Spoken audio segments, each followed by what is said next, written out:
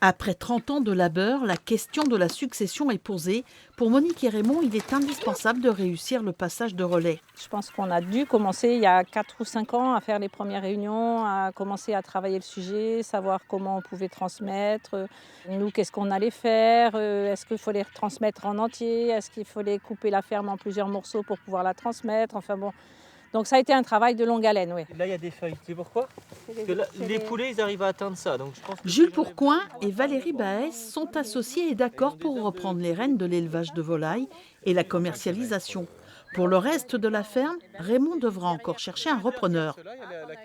Il me reste quelques animaux, mais j'en ai vendu la plupart parce que les successeurs potentiels ne sont pas prêts à faire ce type d'élevage. Mais voilà, donc en gros, c'est les terres qui sont maintenant à transmettre. il y aura quand même de l'électricité malgré qu'on ait enlevé la poignée. Jules est issu d'une famille d'agriculteurs et déjà salarié dans la ferme. Passionné par la nature, il a saisi l'occasion. J'ai bénéficié d'aide. Je remplissais les critères de l'âge. On a respecté un plan d'entreprise. Et puis, j'ai fait les formations à l'installation. Ça, c'est les clients qui nous appellent en avance pour faire des pré-réservations, en fait.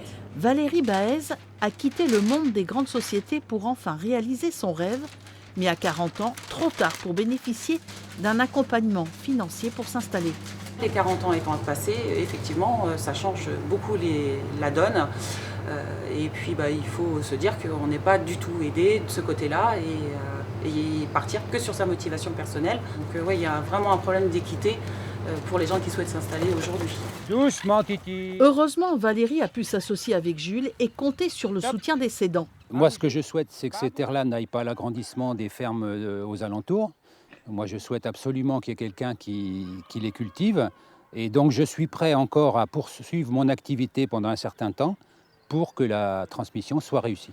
Pour éviter la disparition des exploitations, les associations de développement rural accompagnent les anciens et futurs agriculteurs. Il faut prendre le temps de se poser, il faut l'étudier en amont de ce départ en retraite. Et se dire non, ma ferme ne va pas forcément partir à l'agrandissement. Ma ferme demain, elle sera là. Raymond et Monique souhaitent transmettre une agriculture paysanne dans un territoire vivant.